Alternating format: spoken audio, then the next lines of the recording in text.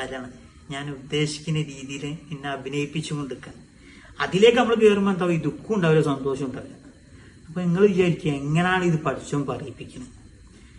നമ്മൾ പറയുന്ന ശരീരത്തിൽ നിന്ന് ഇത് മൺപേടക, ഈ മൺപേടകത്തിൽ നിന്നും ശബ്ദങ്ങൾ പുറപ്പെടുവിക്കുക. പരസ്പരം മനുഷ്യന്മാരോട് കമ്മ്യൂണിക്കേഷൻ ചെയ്യാനും വേണ്ടിയിട്ട് ശബ്ദങ്ങൾ ആണ്. പക്ഷെ നമ്മളെ ഹിലാഹ്, നമ്മളെ റൂഹ് എന്താ? റൂഹ് ശരീരത്തിന്റെ ഉള്ളിൽ നിന്നും വെളിവാകുന്ന ശബ്ദങ്ങൾ പുറപ്പെടുവിക്കാൻ ഉപയോഗിക്കുന്ന ഒരു റൂഹ് ഉണ്ടായതിന്റെ പേരെ ഈ സംസാരം തന്നെ വരണം. റൂഹ് ശരീരത്തിൽ എന്താവും? നാവുണ്ടാവും, സംസാരിക്കൂല, കണ്ണുണ്ടാവും, കാണൂല. പക്ഷെ റൂഹിന് വേണ്ടിയിട്ടാണ് ഈ ശരീരം പണിയെടുക്കുന്നത്. അത് വേറൊരു വശം, അതിന് പിന്നീട് ഒരു വീഡിയോയിൽ ഞാൻ പറയേണ്ട ആവശ്യം.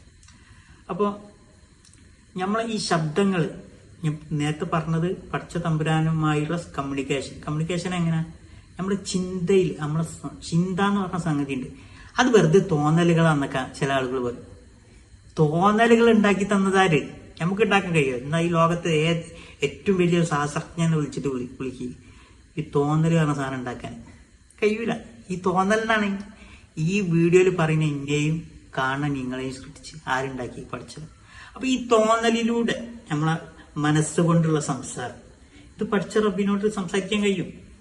എല്ലാത്തിനും നമുക്ക്, എല്ലാ സംസാരത്തിനും നമുക്ക് എന്താണ്? ഒരു പ്രണയം ഉണ്ടായിക്കഴിഞ്ഞാല് ആ പഠിച്ച ഹിലാവുമായിട്ട് നമ്മൾ ചെയ്യുന്ന അമലുകൾക്ക്, കർമ്മങ്ങൾക്ക് ജീവൻ ഉണ്ടാക്കിയിരുന്നു. പ്രണയം ഇല്ലെങ്കിൽ എന്താവും? നമ്മൾ മുമ്പ് പറഞ്ഞിട്ടുണ്ട് എന്ത്? അക്ഷരങ്ങൾ കൊണ്ടുള്ള വാക്യങ്ങൾ പൂർത്തീകരിക്കാൻ ഒരു കർമ്മങ്ങൾ യൂസ് ചെയ്യണമല്ല. ജീവൻ ഉണ്ടായിത്തീരണമെങ്കിൽ എന്താവണം? ഹൃദയത്തിൽ നിന്ന് വരണം അക്ഷരങ്ങൾ, വാക്കുകൾ. അപ്പം എന്താവും? ഹൃദയത്തിലേക്ക് പാസ് ചെയ്യും.